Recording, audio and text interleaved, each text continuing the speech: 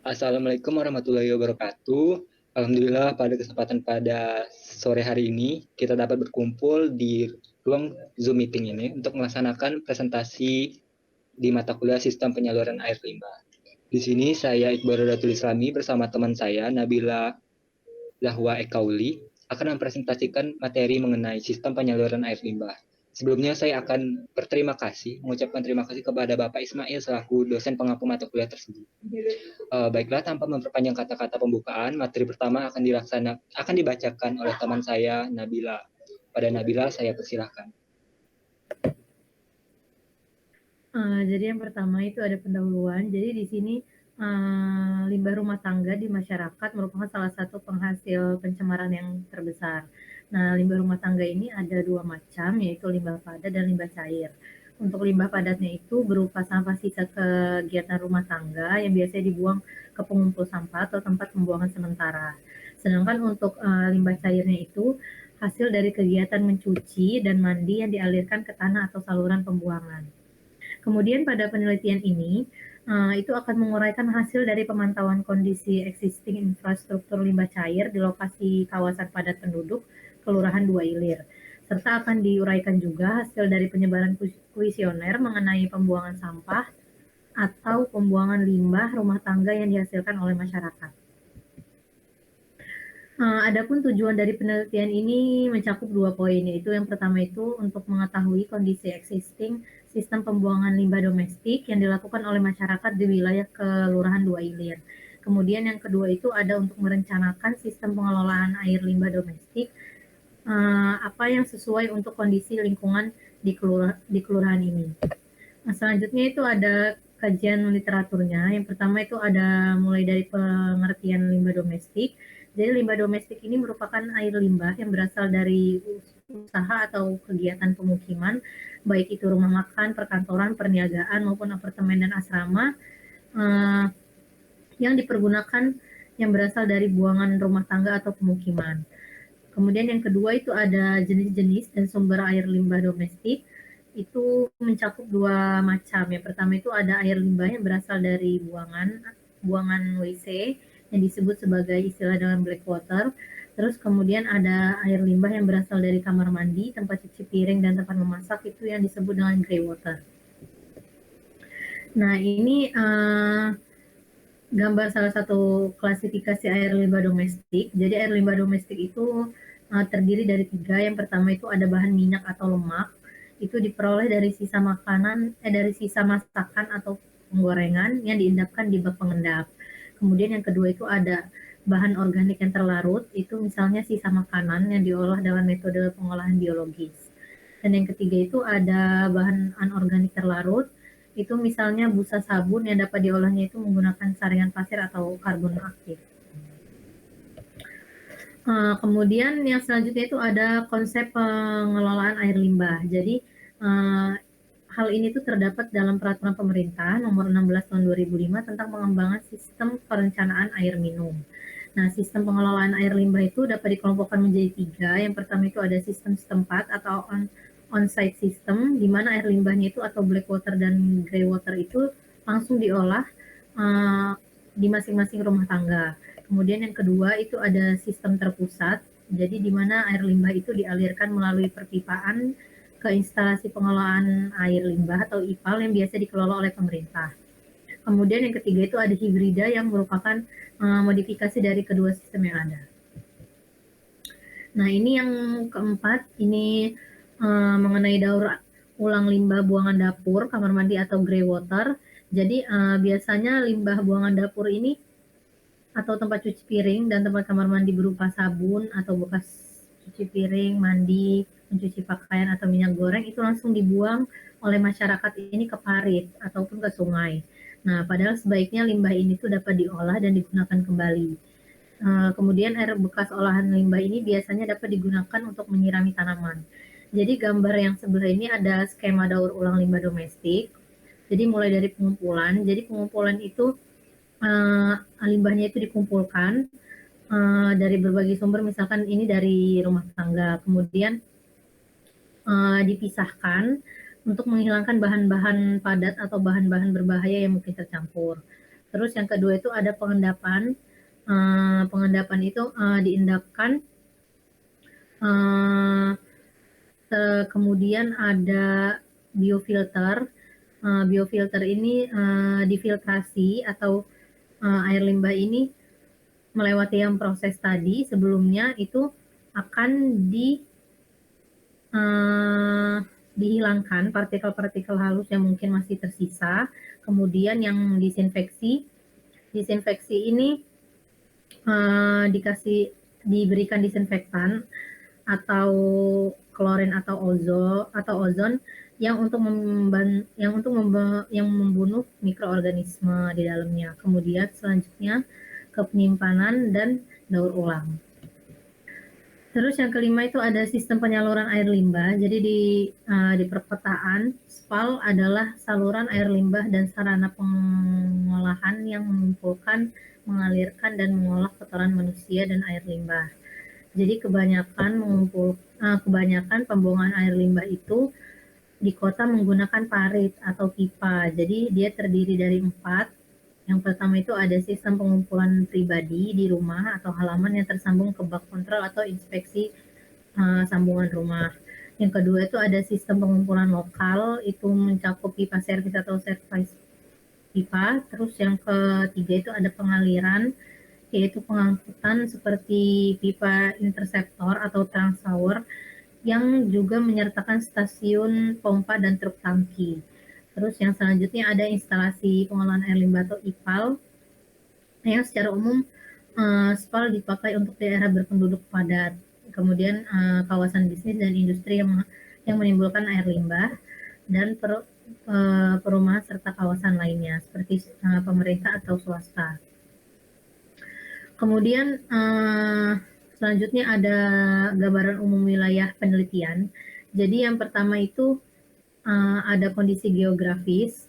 Jadi kondisi geografis ini Kelurahan 2 Ilir ini terletak di Kecamatan Ilir Timur 2, Kota Palembang. Kelurahan ini tuh mencakup luas wilayah 412 hektar yang dikepalai oleh seorang lurah dan dibantu oleh 12 ketua RW serta 42 ketua RT. Nah, kelurahan ini memiliki batas wilayah di sebelah utara yaitu Kelurahan Kalidoni, sebelah timur Kelurahan Kalidoni juga, sebelah selatan itu ada Kelurahan Sungai Buah, Kelurahan 1 Ilir, dan Kelurahan 3 Ilir. Terus yang di sebelah barat itu ada Kelurahan Duku, Kelurahan Lawang Kidul, dan Kelurahan 5 Ilir. Nah, kawasan 2 Ilir ini dengan luas penggunaan lahan itu yang ada saat ini itu sebagian besar itu digunakan untuk fungsi pemukiman yang dipakai dengan luas sekitar 150,1 hektar atau 35,74%. Sedangkan sisanya itu untuk jalan, sungai, perdagangan atau jasa, dan ruang pendidikan atau peribadatan dari luas total lahan yang ada. Kemudian yang kedua itu ada kondisi sosial dan demografi penduduk. Itu jumlah penduduk ini tuh berdasarkan laporan baseline data yang dilakukan oleh tim Paskal tahun 2015 itu sebanyak 14.450 jiwa yang terdiri dari 6.637 laki-laki dan 7.813 perempuan. Nah, kepadatan penduduknya itu sebesar 48 jiwa per hektar. Terus terdapat 3.751 KK dan 3.069 KRT atau kepala rumah tangga. Nah, di mana 2.270 KRT-nya ini masyarakat berpenghasilan rendah dan 799-nya ini yang non-NBR atau tidak berpenghasilan rendah. Kemudian jumlah bangunan hunian itu mencapai 3.995 unit dengan kepadatan bangunannya itu 26,6 unit per hektar yang menunjukkan kawasan pemukiman dengan kepadatan rendah. Kemudian metode penelitian. Jadi di sini itu menggunakan dua data, yaitu yang ada data primer dan sekunder. Jadi primernya ini peneliti ini dapatkan dari hasil survei ke lapangan, terus penyebaran kuesioner dan wawancara yang dilaksanakan dengan penduduk di wilayah tersebut. Nah, adapun pertanyaan yang diajukan untuk pembuatan kuesioner itu Yang pertama itu ada bagaimana kondisi sanitasi bagian atas existing. Kemudian yang kedua itu ada bagaimana sistem pembuangan limbah cair yang sekarang digunakan oleh masyarakat. Kemudian data primer lainnya itu berupa dokumentasi. Kemudian data sekundernya itu berupa data jumlah penduduk, data MBR, peta administrasi, dan daftar harga material Kota Palembang. Nah, yang kedua ini ada metode analisa dan pembahasan. Jadi pembahasannya di sini tuh akan fokus pada masalah saluran pembuangan di kawasan padat penduduk, Kelurahan 2, Ilir, Kota Palembang, yang analisisnya ini dilakukan untuk menentukan sistem sanitasi yang paling sesuai dan menilai minat masyarakat terhadap rencana tersebut. Karena keterlibatan masyarakat itu penting dalam pelaksanaan dan pemeliharaan sistem. Kemudian penilaian pengetahuan dan keinginan masyarakat ini akan dilakukan melalui kuesioner yang sederhana yang akan dibagikan kepada 40 warga di wilayah Kumuh.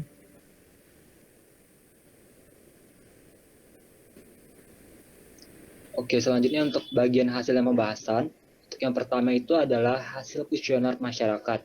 Penelitian ini menyebarkan kuesioner kepada 40 responden selama 1 bulan untuk mengidentifikasi kondisi sanitasi dan infrastruktur saluran air limbah. Berikut adalah poin-poin penting yang disajikan di dalam bentuk tabel.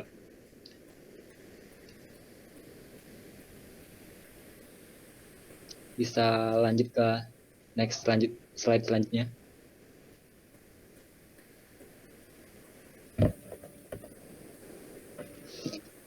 Oke, hasil dari responden.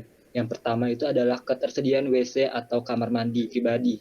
WC atau kamar mandi pribadi sebanyak 24 responden tidak memilikinya, yang tidak sesuai dengan standar kesehatan. Dari 16 responden yang memiliki WC kamar mandi, 12 diantaranya dilengkapi tangki septik, sedangkan 4 lainnya tidak. Untuk selanjutnya, kondisi saluran pembuangan. Sebagian besar dari 36 responden melaporkan terdapat genangan air parit di sekitar rumah mereka, khususnya saat hujan. Hanya 4 responden yang melaporkan saluran parit di lingkungan mereka mengalir, sementara 36 lainnya melaporkan tidak. Semua responden sebanyak 40 orang menyatakan bahwa saluran pembuangan air limbah rumah tangga mereka tidak terpisah dari saluran drainase lingkungan. Yang selanjutnya adalah kesediaan berpartisipasi. Sebanyak 22 responden bersedia menjadi pengelola instansi air limbah domestik, sementara 18 lainnya tidak. Yang selanjutnya adalah kondisi infrastruktur saluran air limbah. Sebagian besar limbah domestik dari masyarakat dibuang langsung ke sungai atau rawa, baik melalui saluran pembuangan existing maupun secara langsung. Parit dan saluran utama di lingkungan pemukiman cenderung tidak mengalir dengan baik, menyebabkan genangan air dan potensi pencemaran lingkungan. Pemukiman ini di Kelurahan 2 Ilir menunjukkan karakteristik pemukiman padat penduduk dengan infrastruktur sanitasi yang minim.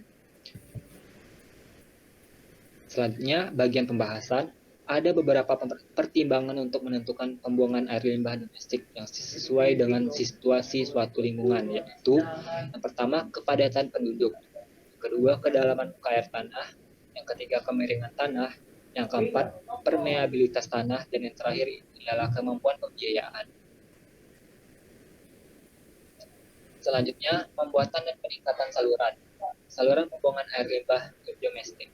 Tujuan dari pembuatan saluran pembuangan air limbah domestik adalah untuk mengatasi masalah pembuangan air rumah tangga atau domestik, agar dapat mengatasi masalah pembuangan air hujan dan air limbah rumah tangga ke badan sungai atau rawa. Sistem saluran pembuangan air limbah yang akan dikembangkan di Kelurahan 2 Ilir adalah sebagai berikut. Yang pertama, memanfaatkan sistem saluran pembuangan air limbah existing secara maksimal. Yang kedua, mengalirkan air hujan secepatnya melalui satu sistem jaringan drainase ke badan air terdekat. Yang ketiga, sedapat mungkin mengikuti jalan utama agar memudahkan pengawasan dan pemeliharaan. Yang keempat, memanfaatkan gravitasi dan kontur tanah agar menghindari penggunaan pompa. Dan yang terakhir ialah ekonomis pembuatan dan ringan investasinya. Yang selanjutnya, berdasarkan kondisi saluran pembuangan air limbah existing di wilayah perencanaan, diperlukan jaringan yang memenuhi persyaratan teknis dan ekonomis, meliputi yang pertama, pengaliran air hujan secepatnya mungkin untuk menghindari genangan. Yang kedua, pembuangan saluran air harus menggunakan teknologi yang mudah dalam pembangunan dan pemeliharaannya juga harus mudah. Yang ketiga, harus terpadu dengan saluran pembuangan air limbah di wilayah tersebut secara keseluruhan. Yang keempat, rencana pembuatan saluran pembuangan air limbah terkait dengan rencana atau sebaran kolam retensi dan daerah aliran sungai sebagai suatu kesatuan sistem penanggulangan banjir. Dan yang terakhir ialah pemanfaatan lahan tidur atau rawa sebagai tempat pengelolaan IPAL yang terintegrasi. Selanjutnya ialah permasalahan sanitasi dan drainase. Limbah domestik yang dibuang langsung ke sungai dan rawa berkontribusi terhadap pencemaran air dan sedimentasi. Saluran drainase yang ada tidak efektif dalam mengalirkan air, baik limbah domestik maupun air hujan, sehingga menyebabkan genangan di kawasan permukiman. Yang selanjutnya ialah rencana pengelolaan saluran limbah. Rencana pengembangan pengelolaan limbah meliputi yang pertama, penyuluhan kepada penduduk dalam peningkatan kesadarannya akan pentingnya kesehatan lingkungan dan sanitasi yang baik di tempat tinggal masing-masing. Yang kedua, penyediaan kendaraan pengangkut tinja yang diadakan oleh pemerintah setempat.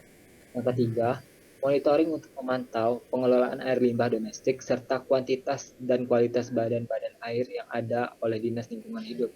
Dan yang terakhir, untuk perencanaan jangka panjangnya adalah dilakukan penyusunan master plan jaringan air limbah yang dilanjutkan dengan studi kelayakan dan rancangan detail pembangunan prasarana limbah.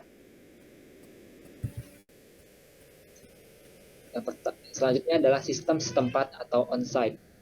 Menggunakan tangki septik dengan teknologi upflow filter, tangki septik dirancang untuk menampung dan mengelola air limbah domestik secara lokal dengan prinsip bangunan kedap air dan dilengkapi ventilasi. Proses pengendapan dilakukan secara anaerob untuk menghasilkan air limbah yang aman. Direkomendasikan untuk wilayah dengan kepadatan penduduk yang rendah. Umumnya, tangki upflow filter berbentuk bulat dengan material dari beton. Tangki septik ini dibuat untuk menampung kapasitas 1 kakak atau lebih dari 5 orang. Tangki septik dengan upflow filter ini terdiri atas 2 bangunan berbentuk bulat dengan ukuran diameter dalam 120 cm dengan ketinggian dalam 150 cm. Bangunan silinder pertama berfungsi sebagai tangki septik dan bangunan silinder kedua berfungsi sebagai pengolahan lanjutan menggunakan filter organik atau biofilter.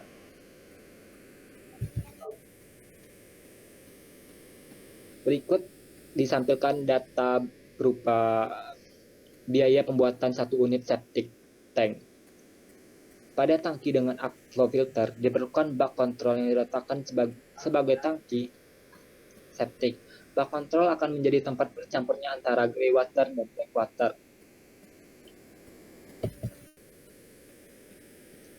Selanjutnya adalah sistem terpusat atau offsite.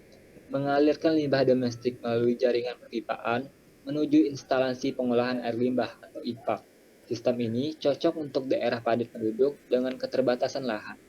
Air limbah dialirkan secara gravitasi dengan aliran terbuka. Artinya, pipa tidak akan penuh dengan air limbah, sehingga harus dipastikan bahwa tidak ada kenaikan dasar pipa pada semula jalurnya. Untuk itu, perlu diperhatikan beberapa hal sebagai berikut. Yang pertama, pada prinsip pipa dipasang pada jalur yang dapat melayani sebanyak mungkin rumah tangga. Yang kedua, diusahakan agar aliran bisa berjalan secara gravitasi, sehingga jalur pipa dari hulu ke hilir harus melalui jalan yang menurun. Yang ketiga, jalur pipa mengikuti jalan mobil pemerintah dengan memperhatikan hierarki jalan. Untuk materi selanjutnya akan dibahas oleh teman saya, Nabila. Kepada Nabila, saya persilahkan.